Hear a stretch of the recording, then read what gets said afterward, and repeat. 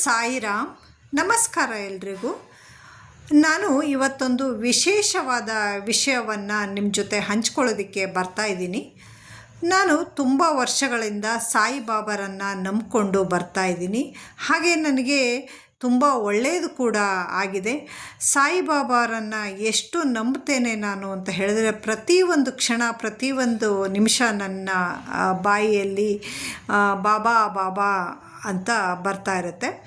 ಹಾಗೆ ನಾನು ಎಲ್ಲೇ ಹೊರಡಬೇಕಾದ್ರೂ ಅಥವಾ ಯಾವುದೇ ಕೆಲಸ ಮಾಡಬೇಕಾದ್ರೂ, ಹಾಗೆ ನಾನು ಊಟದ ಒಂದು ತುತ್ತನ್ನು ಎತ್ತಿಡಬೇಕಾದ್ರೂ ಕೂಡ ಬಾಬಾ ಅಂತ ಹೇಳಿಬಿಟ್ಟು ನಾನು ಊಟ ಮಾಡೋದಕ್ಕೆ ಪ್ರಾರಂಭ ಮಾಡ್ತೇನೆ. ನನ್ನ ಬೇರೆ ಎಲ್ಲ ವಿಡಿಯೋಗಳಿಗಿಂತ ಇವತ್ತಿನ ಈ ವಿಡಿಯೋ ತುಂಬ ವಿಶೇಷವಾಗಿದೆ. ದಯವಿಟ್ಟು ಪೂರ್ತಿ ವಿಡಿಯೋವನ್ನು ನೋಡಿ. ನನ್ನ ಫ್ಯಾಮಿಲಿಗೆ ಅತ್ಯಂತ ಆತ್ಮೀಯರಾದಂತಹ ಒಬ್ಬರು ಸ್ನೇಹಿತರಿದ್ದಾರೆ. ಅವ್ರ ಮಗ ನನಗೆ ಒಂದಿನ ಹೇಳ್ದ, ಈಗ ಒಂದು ವಾರದ ಹಿಂದೆ ನನಗೆ ಹೇಳ್ದ, ಅಕ್ಕ ನೀನು ಯೂಟ್ಯೂಬಲ್ಲಿ ವಿಡಿಯೋಗಳನ್ನು ಮಾಡ್ತೀಯಲ್ಲ, ಹಾಗೆ ಸಾಯಿಬಾಬಾರ ಸಚ್ಚರಿತೆಯನ್ನು ಓದು ಅಕ್ಕ ಅಂತ ಹೇಳ್ದ. ಪ್ರತಿ ಗುರುವಾರದಂದು ನೀನು ಮೊದಲನೆಯ ಅಧ್ಯಾಯದಿಂದ ಪ್ರಾರಂಭ ಮಾಡಿ ಕೊನೆಯ ಅಧ್ಯಾಯದವರೆಗೂ ಓದ್ಕೊಂಡು ಹೋಗಕ್ಕ. ಮೊದಲನೆಯ ಗುರುವಾರ ಮೊದಲನೆಯ ಅಧ್ಯಾಯ, ಹೀಗೆ ಎರಡನೆಯ ಗುರುವಾರ ಎರಡನೆಯ ಅಧ್ಯಾಯ ಓದುವಂಥ ಒಂದು ಪ್ರಯತ್ನ ಮಾಡು ಅಂತ ಅಂದ. ಹಾಗೆ ಹೌದಪ್ಪ, ನಂಗನ್ನಿಸ್ತು ತುಂಬ ಒಳ್ಳೆಯ ಒಂದು ಐಡಿಯಾ ಕೊಟ್ಟ ನಮ್ಮ ಹುಡುಗ ಅಂತ ಹೇಳಿಬಿಟ್ಟು ಖುಷಿ ಆಯಿತು. ಅದನ್ನು ಮನಸ್ಸಲ್ಲಿ ಇಟ್ಕೊಂಡು ಹೇಗೆ ಅದನ್ನು ಕಾರ್ಯರೂಪಕ್ಕೆ ತರಲಿ ಅಂತ ಯೋಚನೆ ಮಾಡ್ತಾಯಿದ್ದೆ. ಅಷ್ಟರಲ್ಲಿ ಒಂದು ಗುರುವಾರ ಅಂದರೆ ಹೋದ ಗುರುವಾರ ಕಳೆದು ಹೋಯಿತು. ಅದಾದ ನಂತರ 2 ದಿನದ ನಂತರ ನಾನು ನಮ್ಮ ಮನೆಯ ಹತ್ತಿರ ಇರುವ ಪಾರ್ಕಲ್ಲಿ ವಾಕಿಂಗ್ ಹೋಗೋಣ ಅಂತ ಹೇಳಿಬಿಟ್ಟು ಬೆಳಗ್ಗೆ 6 ಗಂಟೆಯಲ್ಲಿ ವಾಕಿಂಗ್ ಮಾಡ್ತಾಯಿದ್ದೆ. ಪಾರ್ಕಲ್ಲಿ ತುಂಬ ಜನ ಕೂಡ ಇದ್ದರು. 2 ಸುತ್ತು ಬಂದಿದ್ದೆ. ಹಾಗೆ 3ನೇ ಸುತ್ತು ಬರೋ ಅಷ್ಟರಲ್ಲೇ ನನಗೆ ಒಂದು ಅಲ್ಲಿ ಪಾರ್ಕಲ್ಲಿ ಸೈಡಲ್ಲಿ ಬೆಂಚ್ ಇರುತ್ತಲ್ಲ, ಅಲ್ಲಿ ಈ ಬಾಬಾರವರ ವಿಗ್ರಹ ಇತ್ತು. ನಾನು ಓಡಿ ಹೋಗಿ ಆ ವಿಗ್ರಹವನ್ನು ನನ್ನ ಕೈಗೆ ಎತ್ಕೊಂಡು ಬಂದು ಮನೆಯಲ್ಲಿ ಅದನ್ನು ಸ್ವಚ್ಛ ಮಾಡಿ ಇರಿಸ್ಕೊಂಡೆ. ನನಗೆ ಏನು ಅನಿಸೋದಕ್ಕೆ ಪ್ರಾರಂಭ ಆಯಿತು ಅಂತ ಹೇಳಿದ್ರೆ, ಬಾಬಾರವರ ಸಚ್ಚರಿತೆಯನ್ನು ಓದು ಅಂತ ಹೇಳಿಬಿಟ್ಟು ನನ್ನ ತಮ್ಮ ಹೇಳಿದ್ದ. ನಾನು ಓದೋದಕ್ಕೆ ಪ್ರಾರಂಭ ಮಾಡಲಿಲ್ಲಲ್ಲ, ಹಾಗಾಗಿ ಬಾಬಾ ಈ ವಿಗ್ರಹದ ರೂಪದಲ್ಲಿ ನನ್ನ ಹತ್ತಿರ ಬಂದು ನನ್ನ ಸಚ್ಚರಿತ್ರೆಯನ್ನು ಓದೋದಕ್ಕೆ ಪ್ರಾರಂಭ ಮಾಡು ನೀನು ಯೂಟ್ಯೂಬಲ್ಲಿ ಅಂತ ಹೇಳಿಬಿಟ್ಟು ಸಂದೇಶ ಕೊಡ್ತಾ ಇದ್ದಾರೆ ಅಂತ ನಾನು ಅಂದ್ಕೊಂಡೆ. ನನಗೆ ಯಾಕೆ ಈ ಥರ ಅನ್ನಿಸ್ತು ಅಂತ ಹೇಳಿದ್ರೆ, ಮೊದಲಿನಿಂದಲೂ ನಾನು ಯಾವುದೇ ಕೆಲಸವನ್ನು ಪ್ರಾರಂಭ ಮಾಡೋದಕ್ಕೆ ಮುಂಚೆ ಬಾಬಾರವರನ್ನು ನೆನೆದು ಪ್ರಾರಂಭ ಮಾಡ್ತೇನೆ.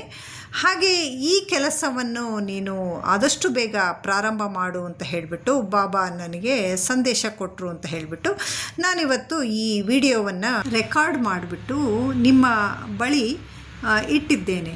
ನಾನು ಚಿಕ್ಕವಳು ಇರುವಾಗ ನಮ್ಮ ತಂದೆ ಯಾವುದೇ ದೇವರ ಫೋಟೋ ಅಥವಾ ದೇವರ ಮೂರ್ತಿ ಈ ಥರ ಎಲ್ಲ ನೋಡಿದ್ರೆ ಕೈ ಮುಗಿ ಅಂತ ಹೇಳ್ಕೊಡ್ತಾಯಿದ್ರು. ನನಗೂ ಕೂಡ ಅದು ತುಂಬ ಅಭ್ಯಾಸ ಇತ್ತು. ಒಂದು ಬಾರಿ ಹಿಂದಿ ಸಿನಿಮಾ ಅಮರ್ ಅಕ್ಬರ್ ಅಂತೋಣಿ ಅಂತ ಹೇಳಿಬಿಟ್ಟು ಇದೆಯಲ್ಲ, ಅದೆಲ್ರಿಗೂ ಗೊತ್ತಿದೆ.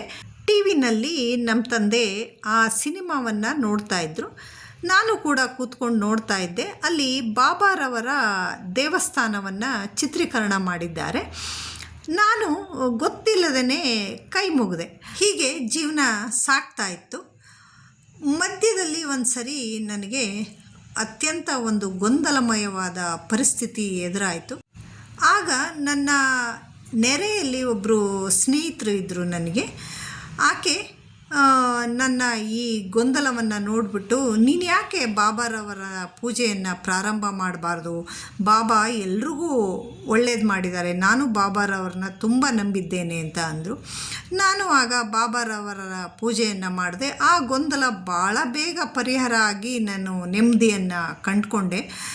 ಯಾಕಪ್ಪ ನಾನು ಈ ಕಥೆಯನ್ನು ನಿಮಗೆ ಹೇಳ್ತಾ ಇದ್ದೀನಿ ಅಂತ ಹೇಳಿದ್ರೆ, ಬಾಬಾ ಒಂದು ಸಾರಿ ಒಬ್ಬ ಭಕ್ತರಿಗೆ ಏನು ಹೇಳ್ತಾರೆ, ಗೊತ್ತಿದ್ದೋ ಗೊತ್ತಿಲ್ಲದೆಯೋ ನನಗೆ ಯಾರಾದರೂ ಕೈ ಮುಗಿದ್ರೆ ನಾನು ಅವರಿಗೆ ಚಿರಋಣಿ ಆಗಿರ್ತೇನೆ.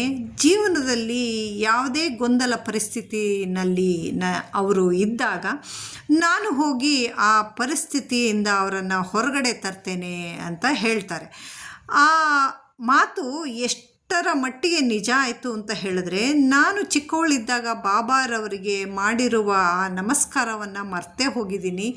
ಆದರೆ ನಾನು ಗೊಂದಲದಲ್ಲಿ ಇರುವಾಗ ಬಾಬಾರವರು ನನ್ನ ನೆರೆಮನೆಯ ಆ ಸ್ನೇಹಿತೆಯ ಮೂಲಕ ನನ್ನ ಬಳಿಗೆ ಬಂದು ನನ್ನಿಂದ ಪೂಜೆಯನ್ನು ಮಾಡಿಸ್ಕೊಂಡು ನನ್ನ ಗೊಂದಲಗಳಿಗೆಲ್ಲ ತೆರೆ ಎಳೆದು ನನ್ನ ಜೀವನದಲ್ಲಿ ಶಾಂತಿ ನೆಮ್ಮದಿ ಕಂಡುಕೊಳ್ಳೋ ಥರ ಮಾಡಿದ್ರು. ನನ್ನ ಇವತ್ತಿನ ಈ ವಿಡಿಯೋ ನಿಮ್ಮೆಲ್ರಿಗೂ ಇಷ್ಟ ಆಯಿತು ಅಂತ ಅಂದ್ಕೊಳ್ತೀನಿ. ಬಾಬಾರವರು ನಿಮ್ಮೆಲ್ರಿಗೂ ಶಾಂತಿ ನೆಮ್ಮದಿಯನ್ನು ಕೊಟ್ಟು ಮತ್ತು ಪ್ರಗತಿಯನ್ನು ಕೊಟ್ಟು ಹರಸಲಿ ಅಂತ ಈ ವಿಡಿಯೋದ ಮೂಲಕ ಬೇಡ್ಕೊಳ್ತಾ ಇದ್ದೀನಿ. ಓಂ ಸಾಯಿರಾಮ್. ಧನ್ಯವಾದಗಳು.